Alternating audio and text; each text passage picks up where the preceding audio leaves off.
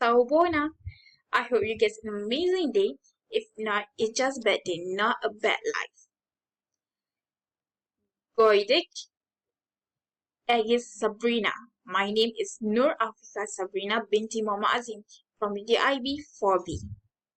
Today, I want to share to you guys about how to negotiate with South Africa.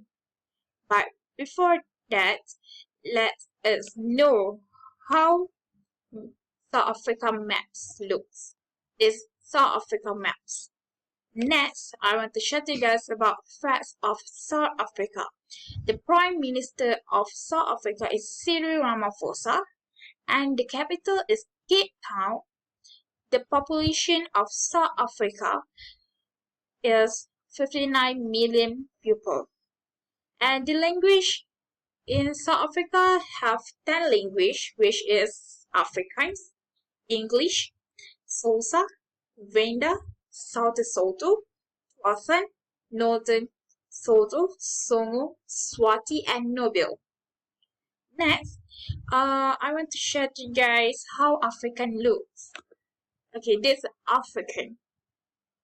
African is also known as black people, but I think it's very not good to call people as black people, right? It's very rude. It will make African angry and feel uncomfortable. And I think this year is 2020, right? So let's respect each other no matter what their color is. Okay?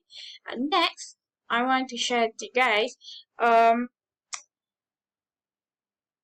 African greeting each other. Okay, it's very common. They just shake hand, accompany with eye contact and smile. But when shaking hands with a person of the opposite gender, men usually wait for women to extend their hand first. So like ladies first or ladies first, right? So people may greet with a hug if they know each other well, like their relative or family. Next, let's focus to our main point purpose, which is tips for negotiation in South Africa.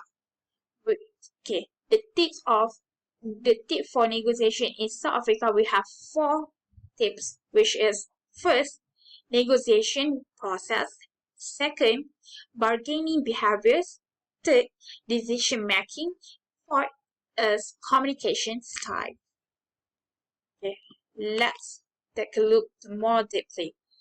Okay, firstly is negotiation process, right? So the first point is do not enter negotiation if the principal parties have no intention of negotiation in good faith. So if you think the principal parties do not like your negotiation, just leave and don't waste your time with that person, because they will not give you a second chance or whatever. Just go to another company and make a negotiation with that company that really want to negotiate with you. Okay, second point, in South Africa, they need to promote joint ownership of the process. And the third one, build trust among the negotiation. Okay, so you need to give some explanation, or yourself need to wear the attire that look like person that have good trust to everyone. Yeah. Okay. Next, the party should avoid accepting responsibility for meeting or keeping to conditions they cannot meet, keep or enforce. Okay. Next, the fifth point is before proceeding a business, ensure that you have an informal conversation with your South Africa partner. So you need to start and have a comfortable conversation first before you proceed. So make a friend first with before you proceed, you need to make a friend or talk to them first, right? Okay. Next, plan business arrangement well before go to South Africa. I think this one is very important because if you want to go to everywhere, you need to arrange your plan business well. Then people will trust you about this negotiation. Okay. Next, the last one is change business card at the beginning of an appointment. This is also important. Every country, I think. Okay. Next is bargaining behavior. Okay. Bargaining behavior first point is do not ask the discount directly in front of the seller, but get to know the shopkeeper and talk with them for a while. Okay. Um, you need to slowly move to ask the discount about the discount, which is make small conversation first with the seller, which is just ask them about the business or how you open the business and how did you know about the business. So make a small conversation first before you start to ask about discount. It's very rude if you just come to that business and ask about the discount, right? So let's move to another one. Okay, second point is do not show how you interest on the item that you want, or maybe the price will be expensive. It is because you will buy because you're very interested with that item, even expensive. So just act like you are not interested with that item. With you're not interested with the item, so the seller will not increase the price. Okay, why in South Africa increase the price will be expensive because people might think that if you're interested with that item, you will buy even it's expensive. No matter what, you will get that, right? So let's move to another point.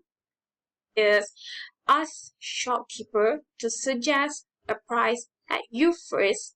Once they offer, try to bargain with the shopkeeper. Okay. Okay. The decision making. Okay. The decision making, the first point is decision making made by senior level of the company by in consultation as necessary. Okay. Um, Okay, the second point of decision making, South Africans also do not like the guidance of an international mediator. They like to make their own decision. For example, the translator.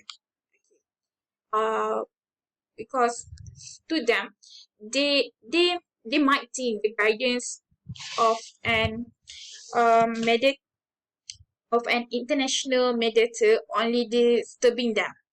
Yeah. They think their word will what they say will change the will change when translate to other language. So you need to learn. So before you come to negotiate with that company with South Africa, I think you need to learn about English language or learn some South African language. Like that. Next. Okay. The last tip is communication styles. We have in communication style, we have verbal communication and non-verbal communication. Okay, let's take a look. Okay, for verbal communication, South African like to direct speech. They will straight to the point in everything they do and tend to say what they mean. Okay, so for me, it's not for me, but this that say that so do not make any figurative words because it might be they will cancel the negotiation or leave the meeting because they just like the straight to the point um straight to the point word only. And then for me if you make a negotiation process with straight to the point person, which is South African, you will get your goals in short term. You don't waste your any time. You don't waste your time because you just straight to the point what you want in this negotiation. So they will understand and you can reach your goals, right? Okay. So yeah, South Africa, and then South Africa will raise their voice when they talk to each other them and people surrounding them. It is normal for South Africans to continue conversation by shouting when situated at a distance from each other. It's normal, but sometimes people might think that it's rude because because them raise their voice, right? So the last, the last but not least, non-verbal communication. Okay, so the first point is South Africa more comfortable with physical affection only. Okay. The second point, they will put their hands in their pocket will be considered rude. Yes, of course, everyone will think that rude because you put their hands in their pocket. For example, people will think that you do not have any good manners and you are arrogant because okay, for example when you present in front people, you cannot put your hand in your pocket, right? Because it's not good look. It's not good because people will think that you are arrogant and doesn't have any manners in presentation, right? So I think that's not good for me, right? Okay, next. Okay, two sentence donkeys. That's all from me. I hope you guys can learn some or more from me about South Africa. Last but not least, I've been informed that people say don't leave South Africa without it beaten churros. Maybe it's very delicious at South Africa. So if you are at South Africa, if you go to South Africa, you need to try beaten drawers, okay? And then I also hope with this explanation will make you guys want to travel to South Africa and make friends with them. And don't avoid black people, okay? Don't avoid African. They're very friendly person if you friend with them, okay? And then I hope this explanation can help you to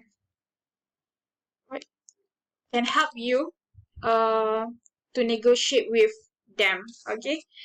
So that's all for me. The sentence. Donkeys.